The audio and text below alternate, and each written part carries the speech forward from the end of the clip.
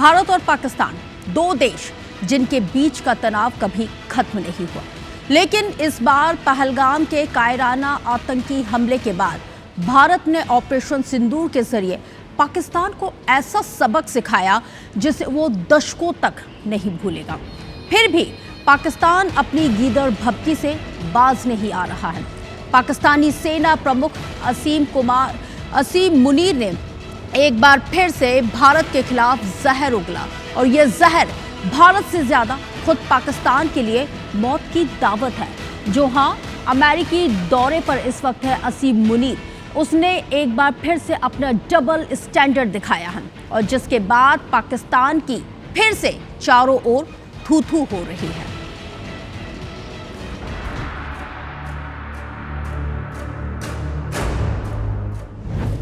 हम भारत के सिंधु नदी पर डैम बनाने का इंतजार करेंगे और जब वे ऐसा करेंगे तो हम 10 मिसाइलों से उसे तबाह कर देंगे।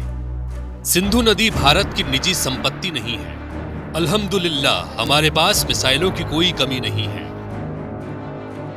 यह बयान पाकिस्तानी सेना प्रमुख फील्ड मार्शल सैयद असीम मुनीर का है।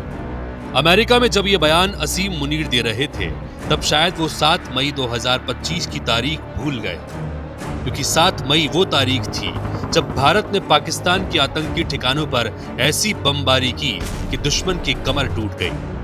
ऑपरेशन सिंदूर में भारतीय वायुसेना ने 9 आतंकी ठिकानों को नेस्तनाबूद किया। लश्कर तैयबा का मुरीद के मुख्यालय, जैश ए मोहम्मद का बहावलपुर ठिकाना और पीओके में आतंकियों के अड्डे सब खाक में मिल गए। भारत ने 100 से ज्यादा आतंकियों को ढेर किया। 1971 के बाद पहली बार भारत ने पाकिस्तान के अंदरूनी इलाकों में इतने बड़े पैमाने पर हमला किया। 5 पाकिस्तानी फाइटर जेट और एक इंटेलिजेंस विमान को भारतीय वायुसेना ने मार गिराया। इन सब के बावजूद पाकिस्तान है कि अपनी हरकतों से बाज नहीं आ रहा। दरअसल असीम मुनीर फ्लोरिडा के टैंपा शहर में पाकिस्तानी प्रवासियों को संबोधित कर रहे थे। मुनीर ने सिंधु जल संधि स्थगित करने को लेकर भारत पर 10 मिसाइलों से हमला कर तबाह करने की बात कही। मुनीर का यह बयान ठीक उसी तरह है जैसे ये कहावत है कि हम तो डूबेंगे सनम, तुम्हें भी ले डूबेंगे। सुन लो पाकिस्तान, भारत का हर जवान, हर नागरिक तैयार है। तुम्हारी धमकियां हमें डरा नहीं सकती। हर हिंदुस्तानी के सीने में गर्व और गुस्सा है। आतंकियों ने पहलगाम में 26 मासूमों की जान ली, लेकिन भारत ने जवाब में आतंक की कमर तोड़ दी।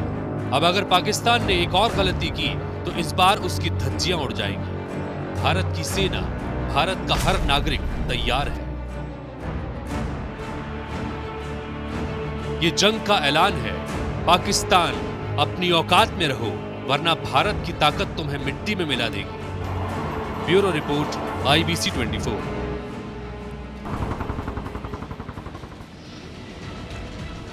ये वही असीम मुनीर है जिसने 2 नेशन थ्योरी का बार बार जिक्र करके पाकिस्तान के तमाम बाशिंदों को उकसाया था। और उसका उकसावा इस कदर था कि जो आतंकी संगठन संचालित करने वाले जो सरगना थे, उन्होंने पहलगाम पर हमला किया और उसका जवाब किस तरह से भारतीय सेना ने अपने शौर्य से दिया था, ये पूरी दुनिया जानती है। ऑपरेशन सिंदूर कर भारत ने जब से पाकिस्तान को मुंहतोड़ जवाब दिया है, तब से पाकिस्तान के नेता और सेना प्रमुख बौखलाए हुए हैं और लगातार उकसावे वाले बयान वो देते आ रहे हैं, लगातार दे रहे हैं। और ऐसा ही एक और बयान असीम मुनीर ने अमेरिका में दे दिया है, लेकिन शायद वो भारत को कम आंक रहा था और इस पर विदेश मंत्रालय ने भी प्रतिक्रिया दी है और कहा कि पाकिस्तान की ये पुरानी आदत है, भारत न्यूक्लियर ब्लैकमेलिंग के चक्कर में नहीं पड़ेगा। आखिर क्या है ये पूरा मामला, इस रिपोर्ट के जरिए समझिए।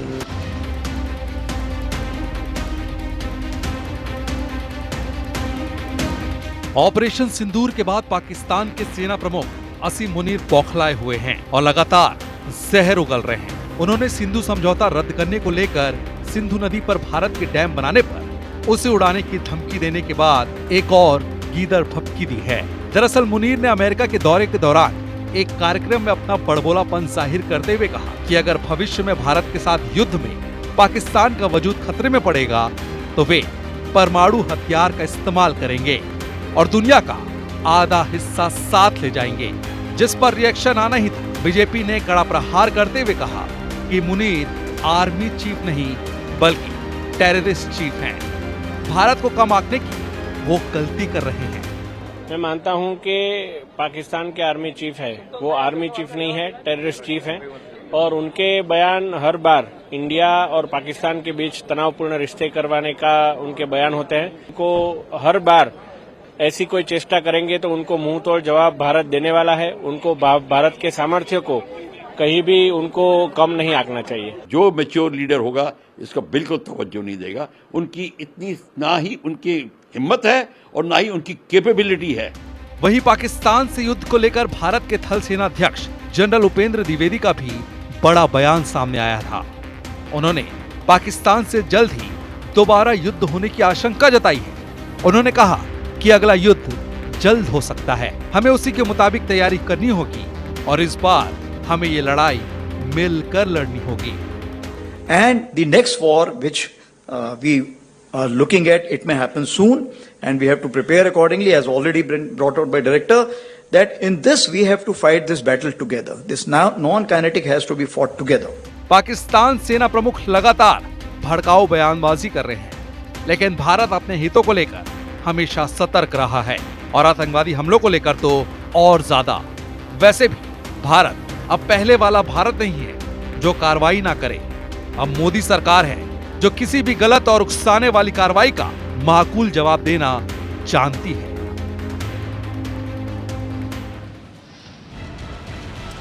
पाकिस्तान और पाकिस्तान के आर्मी चीफ असीम मुनीर को लगता है कि वो कुछ भी बयान देता रहेगा और वो छेड़ेगा तो भारत चुप रहेगा।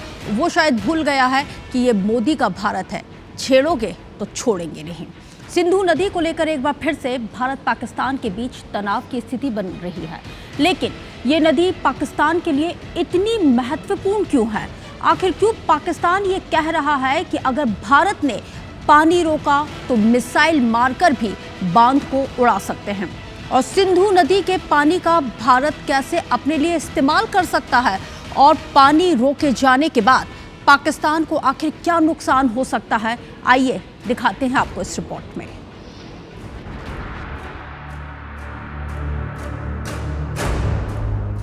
पहलगाम हमले के बाद भारत ने जब सिंधु नदी पर बने इस सलाल डैम से पानी रोक दिया तो पाकिस्तान का गला सूखने लगा। हालात ये हो गए कि पाकिस्तान के सिंध प्रांत के किसानों ने वहां की सरकार के खिलाफ मोर्चा खोल दिया। लेकिन पहलगाम में धर्म पूछकर हिंदुओं की हत्या के बाद भारत ने साफ कर दिया था कि खून और पानी साथ साथ नहीं बह सकता। टेरर और ट्रेड एक साथ नहीं चल सकते और पानी और खून भी एक साथ नहीं बह सकता।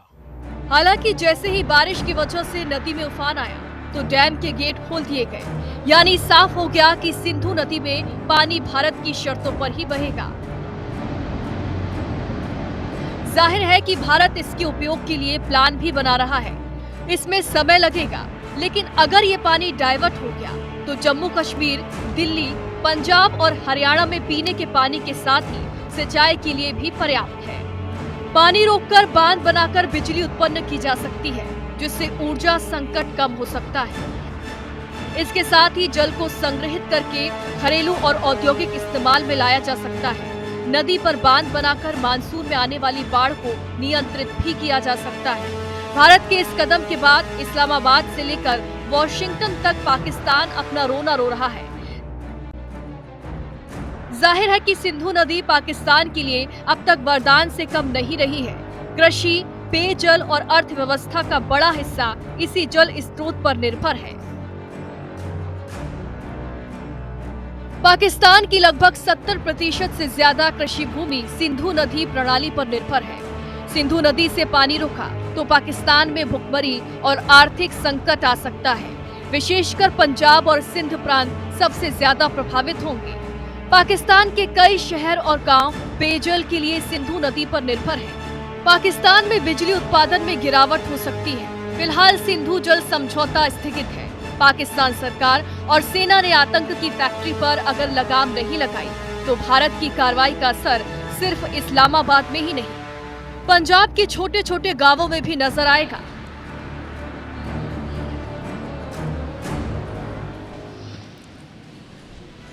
अब सवाल तो यह है कि आखिर पाकिस्तान ये गीदड़ भभकी किस आधार पर दे रहा है? क्या उसकी क्षमता है भी या फिर बस जुबानी तीर है? तो चलिए अब आपको बताते हैं कि Stockholm International Peace Research Institute की ताज़ा रिपोर्ट आखिर क्या कुछ कहती है। इस रिपोर्ट के मुताबिक जनवरी 2025 तक पाकिस्तान के पास अनुमानित 170 परमाणु हथियार हैं। इसकी ताकत 3 से 50 किलोटन के बीच की है और पाकिस्तान की मिसाइलें जैसे शाहीन 3 जिसकी रेंज 2700 किलोमीटर है। हालांकि पाकिस्तान के पास परमाणु सक्षम पनडुब्बियां नहीं है, जो उसकी एक बहुत बड़ी कमजोरी है। तो वहीं भारत की बात की जाए तो सिप्री की रिपोर्ट के मुताबिक भारत के पास 180 परमाणु हथियार हैं, जिनमें से कुछ 200 से लेकर 300 किलोटन तक की ताकत वाले थर्मोन्यूक्लियर बॉम्ब शामिल बताए जाते हैं। भारत का ट्राइड सिस्टम जमीन, समुद्र और हवा में हमला करने की क्षमता को रखता है। तो ताकत में पाकिस्तान भारत के सामने कहीं नहीं टिकता है। और आगे बताती हूँ, जहाँ पर पाकिस्तान की इस धमकी पर भारत ने कड़ा रुख अख्तियार किया है। विदेश मंत्रालय के प्रवक्ता रणधीर जायसवाल ने कहा है कि पाकिस्तान की परमाणु धमकी उसकी पुरानी आदत है जो सबने देखी है और भारत ऐसी ब्लैकमेलिंग के आगे झुकेगा नहीं और अपनी राष्ट्रीय सुरक्षा के लिए हर एक ज़रूरी कदम उठाएगा। तो ये है पाकिस्तान की परमाणु धमकी और उसकी असल स्थिति। तो कुल मिलाकर पाकिस्तान की ये धमकियां केवल शब्दों का खेल है। तो देखिए, भारतीय नौसेना की ताकत को और ज़्यादा मजबूत करने वाली एक खबर आज सामने आई है। 26 अगस्त को विशाखापट्टनम में एक ऐतिहासिक पल आने वाला है जब 2 स्वदेशी गाइडेड मिसाइलें फ्रिगेट और उदयगिरी और हिमगिरी नौसेना में शामिल होंगे। प्रोजेक्ट 17A के तहत बने ये युद्धपोत 75% स्वदेशी तकनीक के साथ लैस हैं, जिनमें ब्रह्मोस, बराक H मिसाइल और अत्याधुनिक सोनार सिस्टम जैसे हथियार भी शामिल हैं। इन स्टील्थ युद्धपोतों को बहुत सारे हथियारों से लैस किया जा सकता है और इनमें सतह से सतह पर मार करने वाली सुपरसोनिक मिसाइलें भी शामिल हैं, यानी कि पिन पॉइंट अटैक के लिए। और इसके साथ ही मध्यम दूरी की सतह से हवा में मार करने वाली मिसाइलें भी इनमें आसानी से दागी जा सकती हैं। इन युद्धपोतों में 76 mm की MR गन भी लगी हुई है और इसके अलावा 70 mm और 12.7 mm के यहाँ पर क्लोज इन वेपन सिस्टम भी लगाए जा सकते हैं। इन जहाज़ों के पास एंटी सबमरीन हथियार भी हैं और ये दुश्मनों के जहाज़ों और मिसाइलों को पास में फटकने से भी रोकने की पूरे लिए ताकत रखती है, सक्षम है। रिपोर्ट के मुताबिक यही हथियार इन स्टील्थ युद्धपोतों को बहुत ज़्यादा शक्तिशाली बनाते हैं।